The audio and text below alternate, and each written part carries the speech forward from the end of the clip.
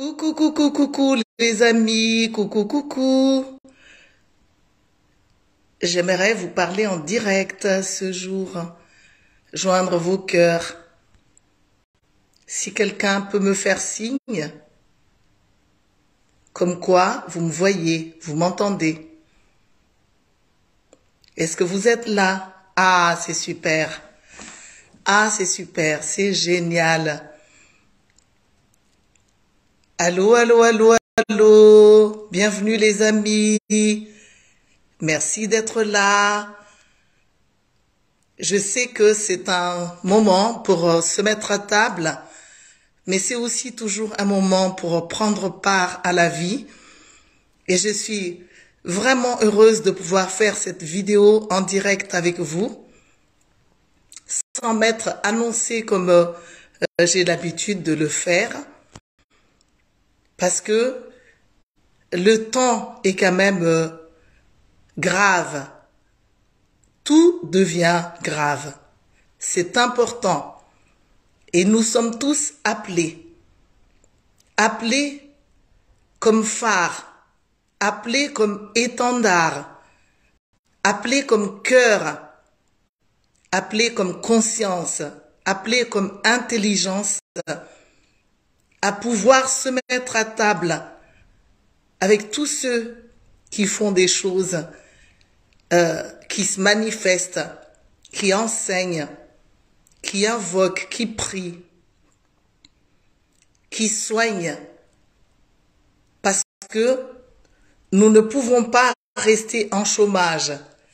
Nous ne pouvons pas rester passifs. Parce qu'être passif, être en chômage signifie refuser la vie quelque part.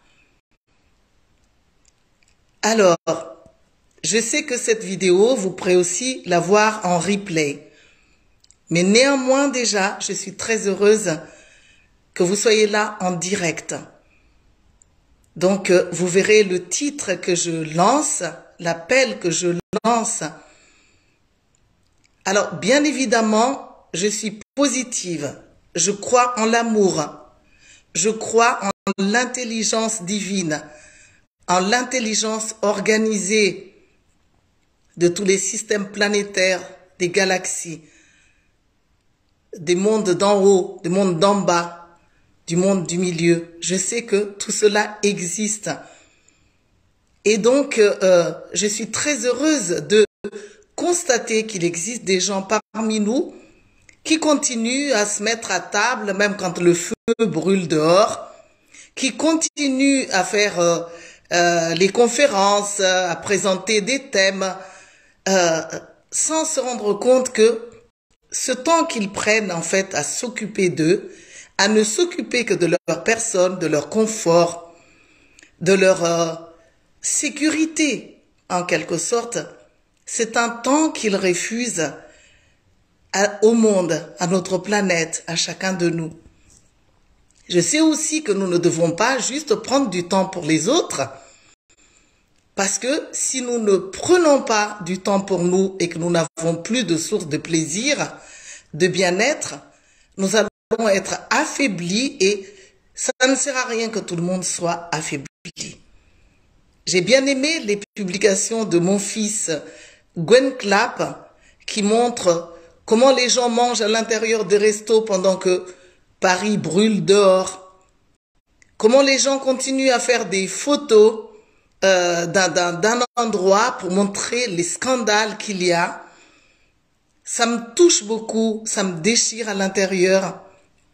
Parce que non seulement la France, c'est notre pays à tous, la Suisse, c'est aussi notre pays et à certains d'entre nous, Madagascar, c'est notre pays à certains d'entre nous, et nous ne devons pas focaliser notre attention sur seulement quelques misères localisées de manière préférentielle pour montrer que nous ne sommes sensibles qu'à certaines situations et pas à d'autres.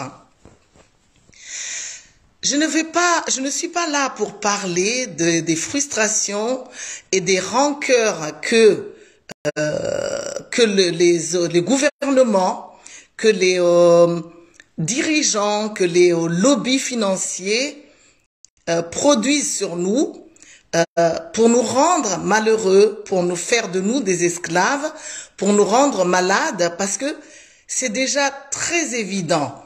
Et puis, montrer toujours du doigt l'extérieur, ce n'est pas vraiment la voie, parce que l'extérieur est à notre image. Ce n'est pas notre image dans notre totalité, parce que nous avons aussi déjà, surtout ceux qui sont ici, beaucoup de facettes déjà lumineuses et qui vibrent dans la lumière, plein d'amour, plein de compassion. Mais parce que nous avons des facettes qui ont à voir avec ça. Les facettes de nous que nous n'avons pas écoutées, que nous n'avons pas prises en compte et que nous négligeons quelque part et qui souffrent et qui appellent au secours. Et c'est parce que ces facettes appellent que je fais aussi cette vidéo. Nous avons vu comment le monde tourne, quels sont ce que disent les soleils, la lune, les étoiles, les ancêtres, les prédictions depuis très longtemps. Mais nous ne savons pas comment faire avec ça.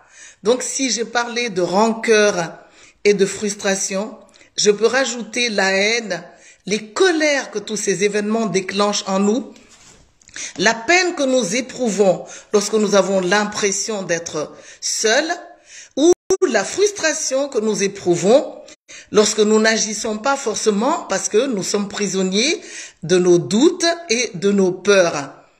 Mais nous sommes quelque chose avec la misère du monde.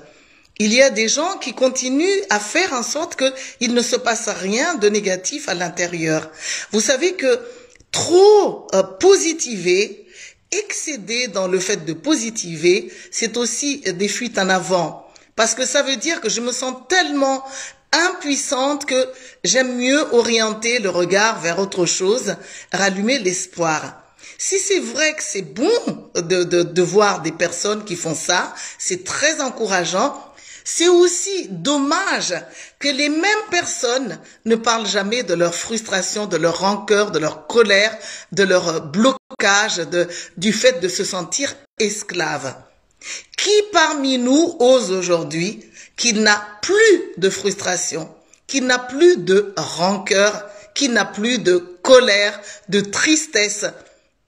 Qui parmi nous, que ces personnes lèvent la main, au moins dans un domaine de votre vie, dans un petit domaine qui ne vous semble pas si important que ça, mais qui joue quand même des rôles énormes, notamment quand vous êtes seul, notamment quand vous n'êtes pas entendu, notamment quand vous êtes négligé, notamment quand vous n'êtes même pas remarqué, notamment quand vous n'êtes pas invité, notamment quand on ne fait pas appel à vos dons et talents et à vos forces personnelles alors que vous en avez aussi. Vous voyez très bien que le monde devient de plus en plus... Parce que plus on est en insécurité, plus on s'organise pour avoir de l'argent, du pouvoir, parce que ce que nous avons retenu dans nos croyances issues de nos éducations, c'est quand on a de l'argent, on est à l'abri des choses.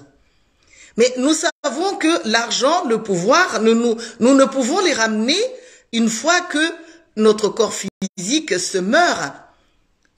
Nous partons sans rien, comme nous sommes venus sans rien, mais nous partons avec beaucoup de conscience, beaucoup d'amour, beaucoup de possibilités et beaucoup d'opportunités. Et c'est au moment de la mort qu'on se rend compte de tous ces potentiels, de ces possibilités que nous n'avons pas pu déployer ici sur la planète Terre. Donc, je suis là pour vous dire, pour vous rappeler que la moindre goutte de frustration et de rancœur contribue à maintenir notre monde en esclavage. De l'esclavage au nom de nous protéger, voire de nous surprotéger. J'appelle moi-même aujourd'hui pour que nous puissions faire des démarches pour nous guérir, pour nous libérer de ces frustrations, de ces frustrations et rancœurs qui créent la tristesse, la colère et qui ont pour origine l'impuissance. Il y a des moyens de nous alléger. Il y a des moyens de nous guérir. Mais pour cela, il nous faut oser regarder à l'intérieur de nous pour regarder vers le passé, non pas pour le ressasser, et ça, ce n'est pas bon du tout, mais pour pouvoir le guérir, les guérir. Qu'est-ce que nous avons vécu?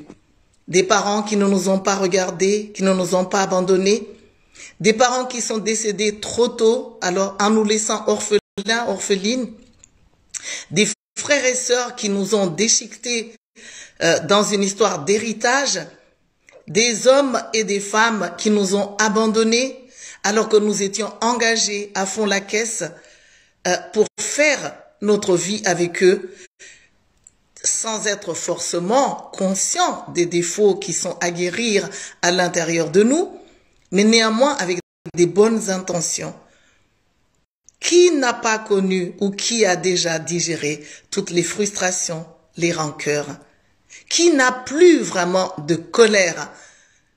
Eh bien, moi qui vous parle, j'ai des colères à l'intérieur de moi. J'ai des situations, et vous le savez, qui me frustrent.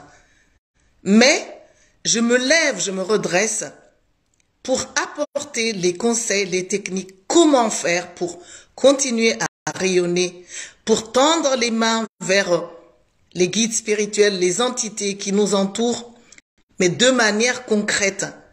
Comment faire pour à la fois être positif sans se renier pour autant? Comment faire pour enseigner des enseignements de sagesse, dire des très très belles phrases, très intelligentes et très sages, et même être au succès sans arrêt, et montrer à nos frères et sœurs que nous sommes là, que nous existons, et que nous sommes sensibles à leur situation, à ces gens qui sont dans la rue, à ces gens qui sont obligés de se faire arrêter parce qu'ils n'ont pas su maîtriser leurs émotions pour aller dans la violence, à ces peuples qui fuient la guerre, pas seulement pour l'Ukraine, mais en Afrique, partout dans le monde, des feux s'allument.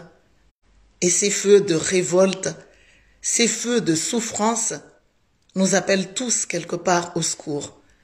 Certains parmi nous vont apporter de l'argent, mais ce n'est pas suffisant. D'autres vont apporter des soins, mais ce n'est pas suffisant. D'autres vont encore apporter des idées, des enseignements extraordinaires pour cultiver, pour faire pousser les arbres, pour épurer les rivières. Il y a tellement de belles choses. Mais qui parmi nous ose vraiment voir les frustrations et les rancœurs enfermées à l'intérieur de nous? Comment faire avec ça pour s'épurer et pour ne plus polluer la terre avec ça? Parce qu'on est des pollueurs aussi avec ça. C'est pas seulement en parlant des centrales nucléaires, ni en parlant de l'énergie qui augmente, mais c'est aussi en regardant en nous. De quelle manière est-ce que je contribue encore à maintenir ce monde prisonnier? De quelle façon je fais partie de ceux qui alourdissent? Parce qu'au fond de moi, j'ai des facettes qui marmonnent et qui crient, qui ont tellement de reproches, qui ne peuvent pas tourner la page parce qu'elles ne savent pas comment faire. Alors, si ça vous intéresse, donc ce soir, j'ai l'atelier, donc le premier atelier, suite à ma conférence organisée par l'Académie de la Nouvelle Vie, et je vous attends de tout cœur.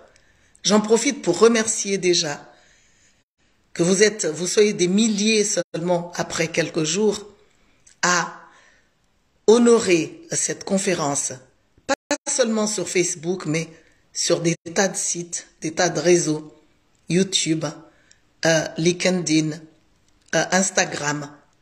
Bien évidemment, si je n'ai pas de tas de gens, je pourrais dire je serais frustrée. Mais non, en fait, j'ai tellement travaillé sur moi que Même si je n'ai personne, je continuerai mon chemin. Même si personne ne me like, même si personne ne me suit, je serai toujours là fidèle. Je ne changerai pas de message, je m'améliorerai, je grandirai. J'aime tellement cette planète, j'aime tellement le monde que je n'attends pas seulement que l'univers fasse quelque chose. Je n'attends pas seulement que certains fassent quelque chose. Je veux me guérir. Je veux me guérir de mes petitesses. Je veux me guérir de mes sournoiseries. Je veux me guérir de mes jalousies. Je veux me guérir de mes frustrations. Je veux me guérir de tous ceux qui m'ont abandonné et à qui je peux encore en vouloir. Je veux me guérir de tous ceux qui ne m'ont pas ouvert la porte et parce que je dois les libérer pour que je puisse moi aussi grandir. Parce que rester enfermé signifie plomber tout. Alors on envoie des malédictions, on envoie des damnations et on est dans la magie noire à son insu. Et c'est pour cela que je vous invite à voir à l'intérieur de vous. Que vous soyez là avec moi ce soir à 20h30 en direct ou que vous ne soyez pas là, si vous m'entendez et que vous prenez le chemin de la guérison par un moyen ou par un autre, sans plus vous abandonner, vous négliger, faire semblant, fermer les yeux.